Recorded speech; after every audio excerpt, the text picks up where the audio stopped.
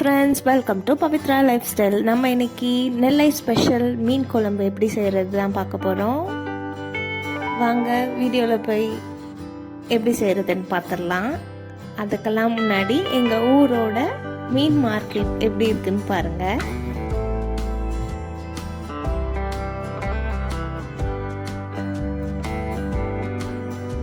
சென்னையிலலாம் வேறு மாதிரி இருக்கும் இல்லையா, இந்த ஊரில் இந்த மாதிரி மீன் மார்க்கெட் தான் வச்சுருக்காங்க. குழம்பு ரெடி பண்ணுறதுக்கு முன்னாடி நம்ம தேங்காய், வெங்காயம், சீரகம் ஆட் பண்ணி அரைச்சி தனியாக எடுத்து வச்சுக்கணும். தேங்காய் வந்து 1/4 மூடி அளவு, வெங்காயம் ஒரு மீடியம் சைஸ் வெங்காயம், 1/2 டீஸ்பூன் சீரகம் வச்சு அரைச்சி தனியாக எடுத்து வச்சுக்கலாம். அதுக்கப்புறம் ஒரு பாத்திரத்தில் 3 to 3.5 டீஸ்பூன் அளவு குழம்பு மிளகாய்த்தூள், நம்ம அரைச்சி வச்சிருக்கோம் இல்லையா அந்த தேங்காய் பேஸ்ட்டை, அதையும் ஆட் பண்ணிட்டு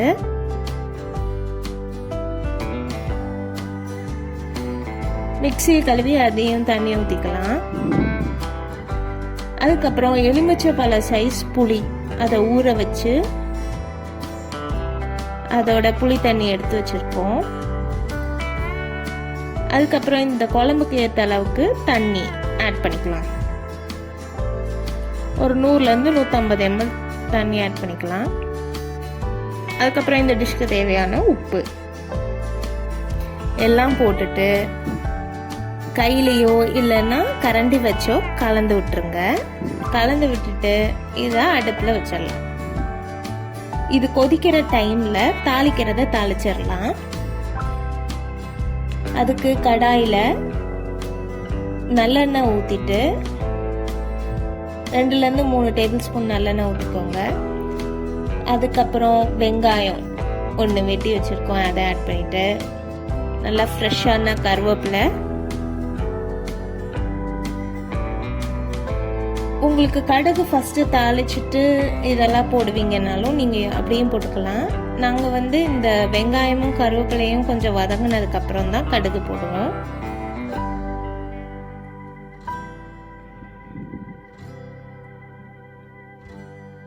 இது நல்லா கொஞ்சம் வதங்கினதும் இப்போ கடுகு போட்டுக்கலாம். அதுக்கப்புறம் கடுகும் நல்லா பொரிஞ்சதுக்கப்புறம் இதை எடுத்து நம்ம அடுப்பில் வச்சுருக்கோம் இல்லையா அந்த குழம்புல ஆட் பண்ணிடலாம்.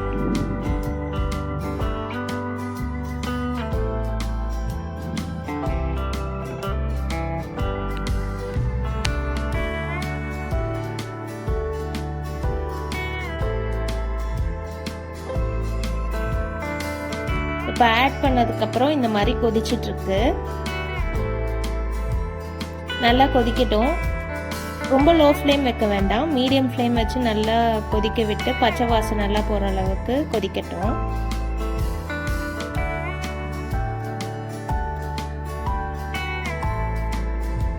மீன் இப்போவே போடக்கூடாது. மீன் இப்போவே போட்டால் எல்லாமே கரைஞ்சி போயிடும். மீன் நம்மளுக்கு எடுத்து சாப்பிட்றதுக்கு கிடைக்காது. அதனால இறக்குறதுக்கு ஒரு 5 to 10 நிமிஷத்துக்கு முன்னாடி போட்டால் போதும். இப்போ நல்லா பச்சை வாசனைலாம் போய் குழம்பு நல்லா வத்துனதுக்கப்புறம் சாலை மீன் இதை ஆட் பண்ணிக்கிறோம். இதை போட்டு நல்லா ஒரு மீடியம் ஃப்ளேமில் ஒரு 3 to 5 minutes கொதிக்கட்டும். அதுக்கப்புறம் சிம்மில் ஒரு 2 minutes வச்சிங்கன்னா எண்ணெய்லாம் நல்லா கசிஞ்சு வந்துடும். அதுக்கப்புறம் சுட சுட இருக்கிற சாப்பாடில் சர்வ் பண்ணி சாப்பிட்டீங்கன்னா டேஸ்ட்டு சும்மா வேற லெவலில் இருக்கும். கண்டிப்பாக ட்ரை பண்ணி பார்த்துட்டு எப்படி இருக்குன்னு சொல்லுங்கள். நம்ம இன்னைக்கு இந்த மீன் குழம்புக்கு தக்காளி யூஸ் பண்ணல, புளி யூஸ் பண்ணி தான் செஞ்சுருக்கோம். நீங்கள் தக்காளி ஆட் பண்ணுவீங்கன்னா புளியோட லெவல் கொஞ்சம் கம்மி பண்ணி ஆட் பண்ணிக்கோங்க.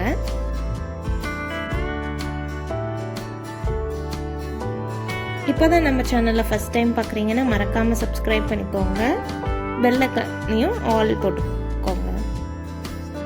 அப்போ தான் நம்ம போடுற ஒவ்வொரு வீடியோவும் உங்களுக்கு நோட்டிஃபிகேஷனில் வந்து சேரும்.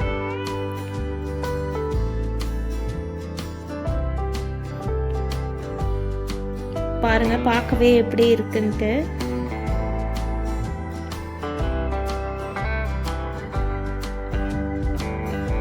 மீன் உள்ளே போட்டுட்டு ரொம்ப மிக்ஸ் பண்ணக்கூடாது.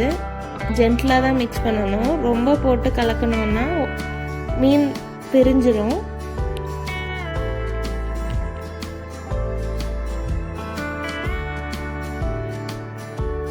சிம்மில் வைக்கும் போது இந்த மாதிரி ஒரு சைடாக தட்டை வச்சு முடிக்கோங்க. அப்போ நல்லா எண்ணெய் பிரிஞ்சு வரும்.